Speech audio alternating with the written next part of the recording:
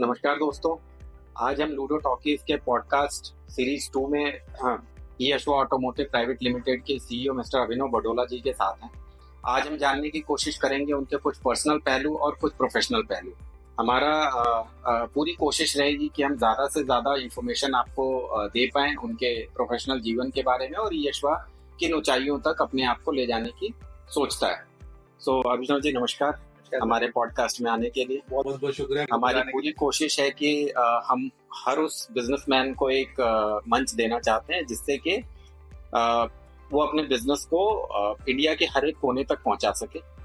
Generally आपने देखा होगा कि बड़े बिजनेसेस को तो हर आदमी बुलाता है, ठीक है, और जो अपकमिंग बिजनेसेस होते हैं, ग्रोइंग बिजनेसेस होते हैं, वो जब तक एक मुकाम पे नहीं पहुंच जाते तब तक उनको जनरली एक कोई प्लेटफॉर्म नहीं मिल पाता है, ठीक है। तो हमारा कोशिश ये है कि हम एक ऐसा प्लेटफॉर्म दें जिससे कि आपकी बात उस समाज में रहे लास्ट तबके के बंदे तक पहुंच जाए। और मोर ओवर जिस तरीके का आपका बिजनेस है जो कि टीयर 2 टीयर 3 रूरल सेगमेंट में इसका बहुत बड़ा फायदा लोगों को मिलता है।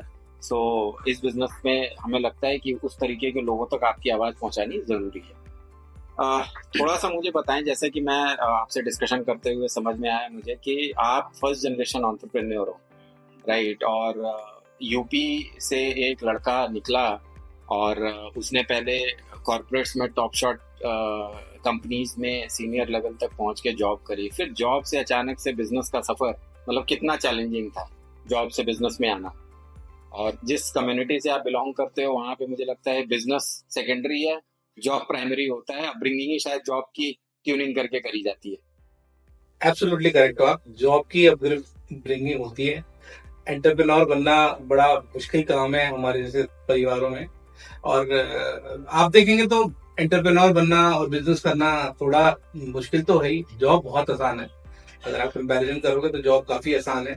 आप जब एंटरप्रेन्योर बनते हो या बिजनेस करते हो, आप पे सारी रिस्पॉन्सिबिलिटी हर आदमी की है। उसमें तो आपकी अपनी टीम की कुछ हद तक रिस्पॉन्सिबिलिटी है, बाकी कंपनी की रिस्पॉन्सिबिलिटी मानते हैं, लेकिन बिजनेस में आपको सब चीजें देखनी है, सारी चीज करनी है। और जब जॉब में थे तो इजी था या टफ था? उस टाइम क्या सोचते थे कि जॉब इजी है या टफ है? नहीं, मैं उस टाइम पे भी सोचता था कि मुश्किल होगा बिजनेस, पर हमें कुछ डिफरेंट करना था और कुछ बड़ा मुकाम हासिल करना था, उसलिए हमने चेंज करी। वरना जॉब हमेशा से ही लुक्रेटिव है और बिजनेस हमेशा से मुश्किल रहा। ऐसा कभी नहीं सोचा मैंने कि जॉब आसान मुश्किल है और बिजनेस आसान है। तो जो अगर देखा जाए तो जॉब में आप कौन से ईयर तक थे? मैं 2023 था और 23 मान लीजिए मोटा मोटा अभी 1 साल हुआ बिजनेस में आए हुए। और लगभग करियर भी जॉब का आपका 20 साल होगा रहा होगा। अराउंड 23-24 ईयर से फाइनली 1 साल बिजनेस में। तो इधर कितने चैलेंजेस फेस किए जब आपने जॉब से सीधा बिजनेस में स्विच किया? बिजनेस बहुत मुश्किल है, जॉब बहुत आसान थी। तो लेकिन जॉब में एक एडवांटेज है कि आपका एक सेट रूटीन है। यहाँ आपका कोई सेट रूटीन नहीं है, आप अपनी मर्जी के मालिक हैं, आप अपने हिसाब से चीजें मोल्ड कर सकते हैं। बस बिजनेस चैलेंजिंग है और जॉब थोड़ा सा आसान है उस कंपैरिजन में। आपने 6 बजे के बाद बैग उठाया, आप अपने घर चल गए। यहाँ आपको 24 घंटे के नौकरी कर लिया आपने एक तरीके से, तो बहुत फर्क है। जॉब में आपने 6 बजे बैग उठाया, आपने अपना घर चले गए, बॉस का फोन भी आया, ना भी उठाया तो उसमें ओहो बॉस साइलेंट मोड में था, मिस हो गया। तो बॉस भी इतना बुरा नहीं मानता था। मेरे बॉस हमेशा से काफी अच्छे रहे। तो लकीली सारे बॉस जितनों के साथ काम किया सबने अच्छा सपोर्ट किया, अच्छा टाइम। यहाँ बिजनेस की बात करो आप तो बिजनेस बहुत चैलेंजिंग है। बिजनेस में पिछले 1 साल में इतना कुछ सीखने को मिला जो पहले कभी हमने सोचा ही था। मैं पहले भी बिजनेस देखता था, पर अपना बिजनेस देखने का नजरिया, काम करने का नजरिया बहुत डिफरेंट है, बहुत डिफरेंट है। मतलब it's very very challenging, but 1 साल में हमने बहुत कुछ सीखा। आई थिंक गोइंग फॉरवर्ड मुझे लगता है कि मैं बिजनेस ज्यादा एंजॉय करूंगा, जॉब कम एंजॉय करूंगा। अब 1 साल में चूंकि आप ऑलरेडी रम चुके हो बिजनेस में, तो अगर मैं देखूं तो ईवी इंडस्ट्री मोर और लेस गवर्नमेंट का बहुत इंटरवेंशन है इसमें, राइट। सो जो इनिशिएटिव्स गवर्नमेंट ने ले रखे, उन इनिशिएटिव से आपको कितना फायदा नजर आया कि ये फायदा हो रहा है, या फिर इसके लिए और भी कुछ करने की जरूरत है from the government side? Government support तो कर ही रही है। गवर्नमेंट ने ईवी पे जीएसटी कम करा हुआ है 5%, बट पॉलिसी कुछ ऐसी है कि आपको इन्वर्टेड ट्रैक स्ट्रक्चर में आप जो रॉ मटेरियल है 28% पे खरीदते हैं और 18% पे खरीदते हैं और फिर उसको 5% पे बेचते हैं। तो काफी सारा का आप ही कहिए कि जीएसटी इनपुट फंसता है अराउंड, उसको क्लेम करने में। क्लेम जल्दी हो जाता है, कोई ऐसी दिक्कत नहीं, गवर्नमेंट का प्रोसेस ठीक है क्लेम करने, बट क्लेम करते करते 3.5 महीने लग जाते हैं, जो जिसमें आपकी कैपिटल काफी फंसती है। तो गवर्नमेंट ने तो ये इम्प्रूवमेंट करना चाहिए। दूसरा, सब्सिडी जो है वो उसका आज की तारीख में छोटे प्लेयर्स ज्यादा फायदा नहीं उठा पड़े, बड़े प्लेयर्स उसका काफी फायदा उठा रहे हैं, जिसमें गवर्नमेंट ने मेक इन इंडिया इनिशिएटिव पे सब्सिडी दे रहे हैं, तो वो लोग काफी कैपिटल रेस कर पा रहे हैं, मेक इन इंडिया कर पा रहे हैं, बड़े बड़े ब्रांड लगा रखे हैं। आजीविका का वॉल्यूम कम है, तो हमारे जैसे एंटरप्रेन्योर जो छोटे हैं वो इतना बड़ा कैपिटल इन्वेस्टमेंट कर नहीं सकते, तो वो भी सिर्फ बड़े प्लेयर की उसका एडवांटेज ले पा रहे हैं, हमारे छोटे प्लेयर्स को एडवांटेज। अब आप भी छोटे कहाँ रहे, अब आप 550-600 डीलर नेटवर्क के साथ आप भी बैठे हो, अब आप छोटे नहीं रहे। हाँ, ऑफ कोर्स अगर मैं कुछ एक कंपनी टॉप 3 कंपनीज की मैं बात करूँ तो उस कंपैरिजन में आप छोटा अपने आप को बोल सकते हो, राइट। लेकिन जो मुझे थोड़ा सा, क्योंकि बीच में मुझे सिस्टर के लिए एक ईवी लेना था, तो मैंने भी सोचा कि ले सब्सिडी वाला मॉडल ले दो। और वो सब्सिडी वाला मॉडल लेने के लिए सबसे बड़ी चीज़ कि मुझे जो गैप दिखाई दिया कि गवर्नमेंट ने सब्सिडी के बारे में तो इतनी सारी अनाउंसमेंट कर दी, बट कस्टमर को मालूम ही नहीं कि वो सब्सिडी अवेल कैसे करे। मैंने डीलर से बात करी, डीलर को नहीं मालूम, ठीक है, डीलर ने कंपनी से बात करी, कंपनी को नहीं मालूम, तो अल्टीमेटली फाइनली हुआ क्या कि मैं सब्सिडी नहीं ले पाया। सो जो आपका क्वेश्चन हो सकता है एकदम सही हो कि बड़ी कंपनीज अवेल कर पा रही है, छोटी कंपनीज नहीं अवेल कर पा रही है। फॉर्चुनेटली अनफॉर्चुनेटली मैं पहुंचा एक ऐसे शोरूम पे था, ठीक है, जो बहुत बड़ा ब्रांडिंग है, बट स्कूटर्स वर गुड, तो मैंने सोचा कि इन्हीं की स्कूटर ले लो, लेकिन मुझे सब्सिडी नहीं ले पाया मैं फाइनली उसमें। तो शायद मुझे एक जो गैप दिखाई देता है वो ये है कि अवेयरनेस ग्राउंड लेवल तक सब्सिडी को अवेल कैसे करना वो है ही नहीं, ठीक है, और ना उसको पुश करने के लिए कंपनीज बहुत ज्यादा, शायद कंपनीज के पास भी अवेयरनेस नहीं है, ये रीजन हो सकता है। और शायद उसका बेनिफिट इस वजह से आपको नहीं मिल पा रहा है। बड़े प्लेयर शायद वो अवेयरनेस क्रिएट करने में कामयाब हो गए, इसीलिए शायद ज्यादा सब्सिडी वो ले जा रहे हैं। बड़े प्लेयर्स जो सब्सिडी है वो अपने अपने पास एब्जॉर्ब कर लेते हैं उसका हिट। छोटे प्लेयर हैं वो ज्यादा प्रोपोगेट इसलिए नहीं करना चाहते क्योंकि सब्सिडी आती है बाद में। अगर वो सब्सिडी अपफ्रंट काट के देते हैं तो उनका प्रोडक्ट सस्ता तो होता है, पर कैपिटल उनकी बहुत ब्लॉक रहती है, उसमें भी 3-4 महीने का। तो दो तरफ से छोटे प्लेयर पैसा फंसाना नहीं, टैक्सेशन में और एक सब्सिडी में दोनों चैलेंजिंग है। ओके, अगर मैं देखूं, अगर यशवा की मैं बात करूं, 500-550 डीलर का नेटवर्क ऑलरेडी है, मुझे तो रोड पे गाड़ियां भी दिखती हैं, ठीक है। रिसेंटली मैं कुछ टियर 2 टाउन्स में भी ट्रैवल कर रहा था, एमपी वगैरह में, तो मुझे दिखाई दिया कि ठीक ठाक गाड़ियां आपकी हैं और आपका लोगो भी थोड़ा सा यूनिक है, ठीक है, तो वो दिख जाता है और थोड़ा आई कैचिंग लोगो है। कलर शायद आपने इंटेंशनली चूज करा, कोई ऐसा तो नहीं था कि ये गवर्नमेंट इस तरीके के कलर को प्रेफर नहीं, ये कैची कलर है तो इसलिए हमने चूज किया। ओके, तो अगले यशवा को आप कहाँ देख रहे हो, मतलब इसके बाद व्हाट नेक्स्ट? अभी हमारा जो टारगेट है, हम 3 तरीके से काम कर रहे हैं। एक तो हम अपना B2C का नेटवर्क, जो हमारा B2B का कस्टमर है, जो हमारा डीलर डिस्ट्रीब्यूटर नेटवर्क है, उस पर काम कर रहे हैं काफी।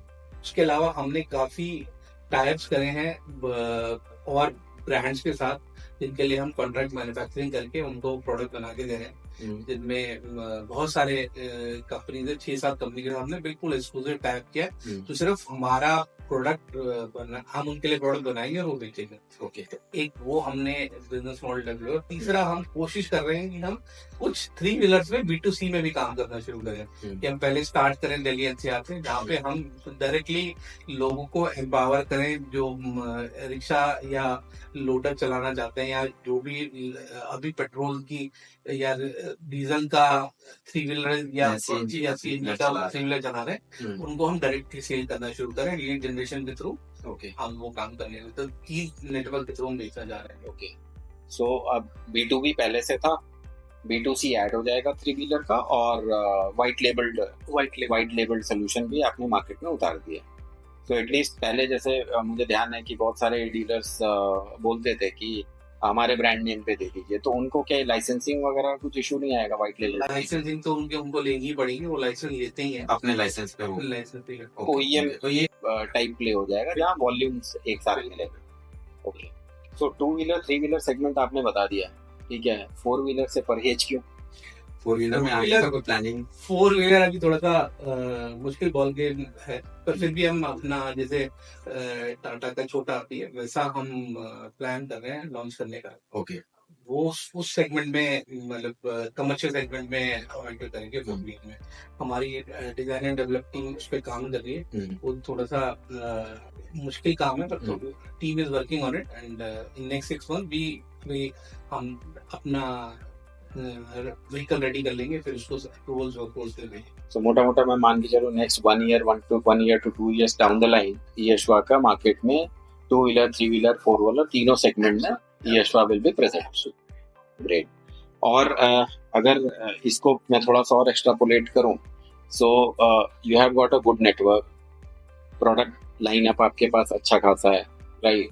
सो जॉब से आप बिजनेस में ऑलरेडी आ चुके हो, सो एक अगर एडवाइस एक यंग एंटरप्रेन्योर को आपको देनी हो, तो what kind of advice would you like to give? मेरी यही एडवाइस है कि जल्दी शुरू करें। एक सोचे कि भाई मैं 40 के बाद शुरू करूंगा, मेरे हिसाब से तो किसी को अगर स्टार्ट करना चाहिए तो बहुत अर्ली 24-26 साल में स्टार्ट कर लेना चाहिए, मैक्सिमम एज में स्टार्ट कर लेना चाहिए। उसके बाद ज्यादा एनर्जी होती है, ज्यादा टाइम दे पाता है, लाइबिलिटीज कम होती हैं, फेल होके करेक्ट करने का समय मिलता है, तो जल्दी स्टार्ट करना चाहिए। अगर मेरे से कोई बोले कि मैं अपने परिवार में बच्चों से क्या चाहता हूँ कि नौकरी करें, मैं बिल्कुल नहीं चाहता। मैं चाहता हूँ सब एंटरप्रेन्योर बने, सब बिजनेस करें, क्योंकि उनको संभालने के लिए हम हैं। और हम हमारी थोड़ी उम्र थोड़ी लेट स्टार्ट किया, हमें खुद ही स्टैंड अप करें। मैं चाहता हूँ हमारे बच्चे खुद स्टार्ट करें, सभी बच्चे। मतलब ऐसा नहीं कि मेरी अपनी बेटी या मेरी अपनी बेटियां हैं जो वो करें, बट मैं परिवार में सब मेरे कजन हैं, सबको चाहता हूँ कि सब बिजनेस करें और अपना अर्ली स्टार्ट करें, ताकि उनको सपोर्ट करने के लिए हम लोग नहीं। कभी ऐसा हुआ कि आपकी बेटी या आपकी बेटी की सहेली ने आपसे बोला हो कि अंकल मेरे को स्कूटी दिला दो, ठीक है, या फिर आपने उसको हेल्प करा हो कि चल छोड़ो डीलर से नहीं फैक्ट्री से जाके ले लें? कभी ऐसा होता है? क्योंकि मुझे तो जनरली मिलते हैं लोग कि अगर आप कुछ कर रहे हो तो आपसे डायरेक्ट वो फेवर चाहते हैं। हाँ, वो तो फेवर चाहते हैं, तो कराना ही पड़ता है, परिवार है, करना ही पड़ता है। और बाद में सर्विस के इशू आएंगे तो फिर वो फैक्ट्री फिर आपसे ही फेवर चाहेंगे। नहीं, घर वाले करा ही लेते हैं। मेरी वाइफ को फोन करते हैं, मैं तो फोन उठाता नहीं हूँ तो मेरी वाइफ करा देती है उनके काम। ग्रेट। 2 क्विक क्वेश्चंस जिसमें आपको बहुत ज्यादा टाइम नहीं लगाना, इमीडिएट जो आपके माइंड में है उसका जवाब देना, ठीक है? कौन सा ऐसा कॉम्पिटिटर जिसको आप सरपास करना चाहोगे? अभी हम जॉय और एम्पियर को बीट करना चाहते हैं। So Joy and Ampere, beware. An idea which you want to pursue? मैंने बताया आपको कि मैं B2C करना चाहता हूँ, और अभी NCR में डायरेक्ट कस्टमर को हम 3 व्हीलर बेचना चाहते हैं। वो आइडिया का इमीडिएट एक्शन लगाना। अगर ईवी नहीं तो कौन सा आइडिया? ईवी नहीं तो ट्रैवल, और ट्रैवल भी, और मतलब फूड बिजनेस, वो भी अपने पैशन के लिए, कोई कमर्शियल नहीं, बस थोड़ा बहुत कि ऐसा हो जाए कि एक रेस्टोरेंट खोल लिया जाए और भाई अपना खुद बनाए, खुद दोस्तों को बेचे। मैं आपके ड्राइवर से बात कर रहा था, ही टोल्ड मी के you are a big foodie, जहाँ भी आप जाते हो तो वहाँ का बेस्ट रेस्टोरेंट ढूंढ के, वहाँ जो उस शहर का जो सबसे बढ़िया खाना है, ठीक है, या कौन सी पुरानी ऐसी शॉप है जहाँ पे मतलब फेमस है उस शहर का, उसको आप वहाँ पे जरूर लेके जाते हो, ठीक है? तो ऐसा है? ऐसा ही है बिल्कुल। तो मैं जितनी भी पुरानी जगह, फूड वाली जगह, आई लव इट, और जो भी फेमस जगह है वहाँ जाना बिल्कुल पसंद करता हूँ। तो फिर आके कोशिश करता हूँ इसको बनाऊँ भी, कन्वर्ट भी कर। Okay, great. मतलब तब तो आपकी वाइफ जो है, मैम जो है, बड़ा खुश रहती होंगी, क्योंकि डिफरेंट रेसिपीज आप टेस्ट कराते हो। बिल्कुल। ग्रेट। प्रोफेशनल बातें तो अभिनव जी बहुत हो गई, ठीक है। थोड़ा सा पर्सनल क्वेश्चंस, क्योंकि जनरली मैंने देखा है कि बिजनेस ओनर्स एक लेवल पे पहुंचने के बाद मनी इज नॉट